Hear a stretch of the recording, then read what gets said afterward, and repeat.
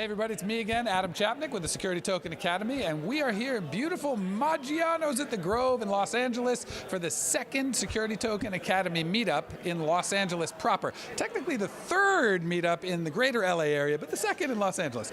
But most importantly, we've got a lot of great people here to talk security tokens, and we're going to meet them and find out why they're interested. Come on with me, let's see. What do you think is the future of security tokens? Oh, it's big.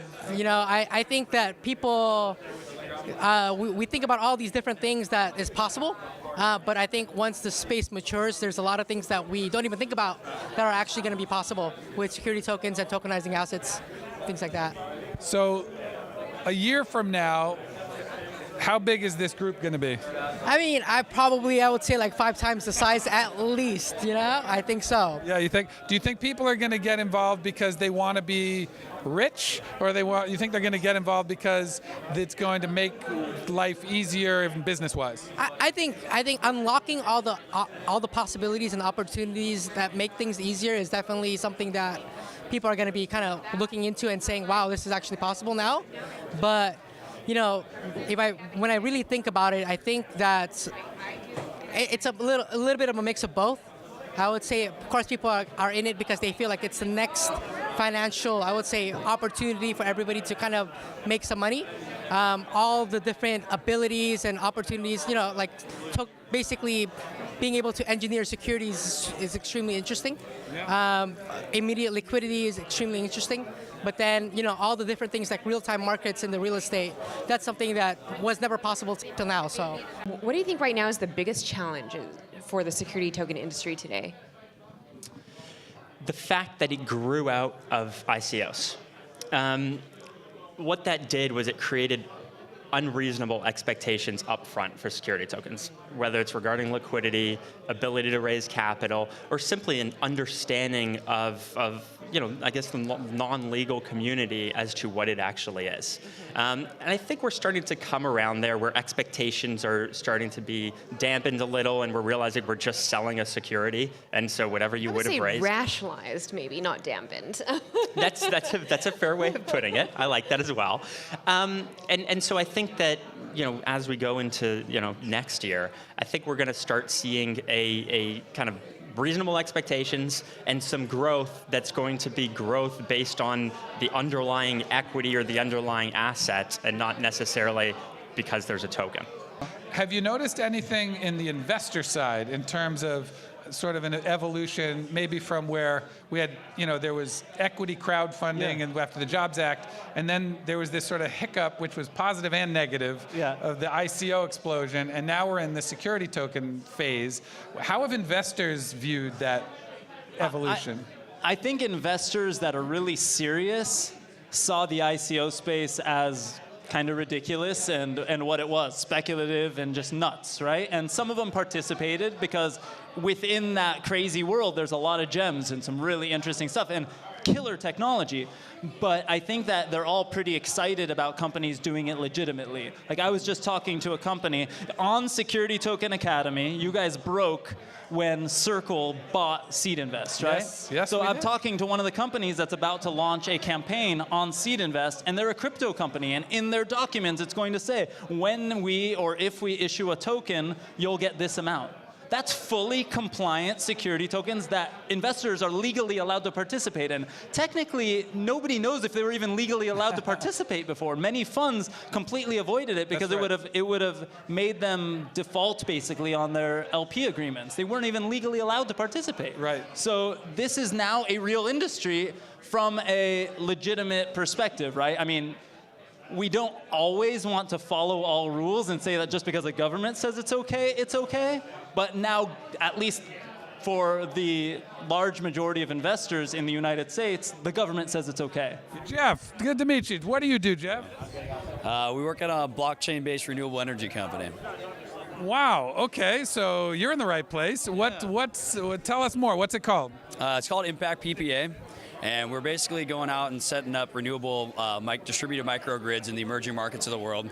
And we created a blockchain-based mobile application that allows our end users to prepay for energy and use it on a pay-as-you-go basis. Amazing. So this is operational or not yet? Yeah, so we have our MVP up and running, our code's working. We're doing a fundraise right now to kind of get the rest of the back end shored up and get the scalability issues figured out and run from there. Amazing. Okay, you said you're in a fundraise right now. Are you doing a security token offering, or? We are, yeah. We're doing a Reg D, Reg S offering. We're hoping to have it all figured out here before the end of the year and issue the token and do the token sale in Q1 of next year. Amazing. What do you think is the biggest promise of maybe blockchain in general, but if there is one for security tokens, what do you think? I mean, for blockchain in general, we love it because it provides trust, transparency, and reduces corruption in the emerging markets that we're working in. So being able to have the immutable ledger and being able to show where every dollar that's spent is going is very huge for us. It creates, and most of the people that we work with in the emerging markets, they don't have credit and they don't have bank accounts. So now that they can access via our mobile application, our mobile wallet, they can now essentially use that as a bank account for themselves to be able to transact, not just for power, but you can do it peer-to-peer.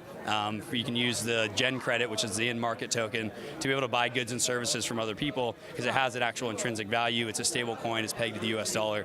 So that's kind of where we see the kind of grander vision for this being kind of replacement for these very unstable currencies around the world. Yeah, amazing. Well, thank you so much for sharing with us what you're doing. Nice to see you. I'm great. Thanks for being here. So for all our viewers out there, can you tell us who you are and what you do? I already know him. Sure, I'm Matthew Sullivan, and I'm the founder and CEO of QuantmRE. And QuantmRE is a new take on investing in someone's home. Is that right? So, like, if I want to sell part of my home, that's what you're in. That's the game you're in, right? Well, the biggest challenge that homeowners face if they have equity in their homes is how do you unlock that equity without taking on more debt? Right. And it's a big problem, particularly if you're not able to borrow more money. So if you're a senior or if you're simply in a position where you don't qualify to borrow money, all that equity that's yours that you spent years paying off, you're not able to tap into it. So we're using the blockchain and cryptocurrencies to enable homeowners in the US to unlock the value of the equity that's stuck in their homes. Amazing. Okay. So there's some other companies that do that in a non-blockchain world, but what makes the security token, the advent of security tokens, why is that a better way to do it? There are so many people that want to be part of that real estate asset class. So there's over $5 trillion worth of equity in the US. The overall residential single-family owner-occupied market is $32 trillion. And of that $5 trillion, 40% of that is in California. So there's a multi-trillion-dollar market that is very attractive to investors. We provide access to those investors, to that asset class. And that's the real difference that we bring compared to our competition. Our competition really only allows access to institutions and family offices. And what we do is we open that market up, we democratize it so that the man in the street is able to invest in fractionalized equity in single-family homes. Amazing. How did you stumble across this world of tokens? Well, the biggest question that we had going back a number of years was, how do you value cryptocurrencies? If you're searching for intrinsic value, there isn't any. And that's really why I think we've seen such wild swings in the price of Bitcoin in particular. So our objective really was, how do you leverage the efficiencies that cryptocurrencies bring, yet at the same time build it on top of something that has intrinsic value?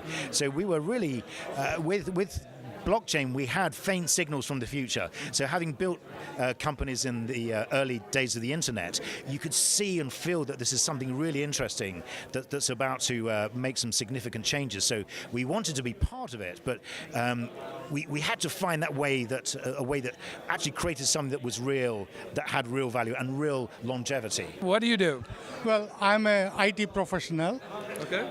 I stumbled upon security tokens. But I'm also interested in real estate investment, securitizing it. Essentially, my goal is to let the investors trade their securities instead of getting locked up their investment for 5 years, 10 years, as long as you own the property. I want to give that option to the investors so that they can trade their securities, what they own, and not locked up with their investment.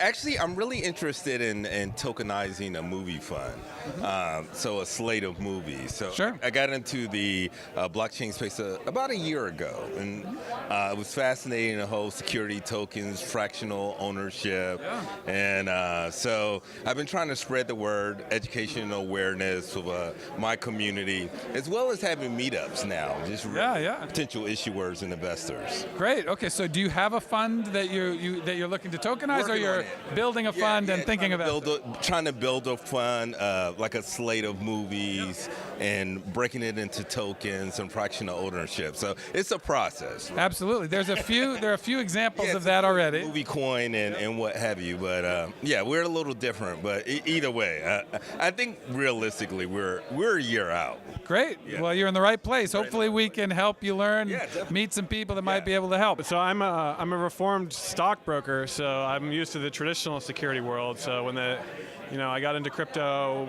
through an incubator I was working at called Plug and Play up in Sunnyvale, where I met the NETKI guys, and it obviously sparked my interest having a background in securities once this whole next wave came along. Awesome. We have a plug and play now in LA.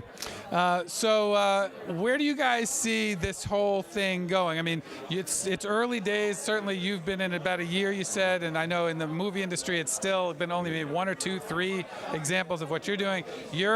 What you guys are doing is extremely relevant and timely, but what do you think is going to happen with the security token sort of field, maybe in your world? Right. Well, I think the key really is awareness and education. People need to understand what security tokens, what it is, how it works, what have you. So, I think it's a team effort. We all have to do that in our own individual networks. I mean, I come to a lot of meetups and conferences, but I feel like a lot of times we were kind of preaching to the choir. But we definitely, which I've been trying to do, we definitely need to go into our respective industries, like in Hollywood and Hollywood meetings, and say, hey guys, let's do a Satoshi roundtable and talk and drill down and answer all the questions. So I think that's really important. So evangelizing, yes. Well, we're all about that, obviously. If we can help, let us know. Yeah, what do you think is happening? Where is it going with what you're seeing? I mean, I think it's going to be interesting to see sort of the consolidation of the different platforms and see which ones emerge as the best ones out there. So, like, who's going to be the E-Trade from 1998 when I could go sign up and trade stocks?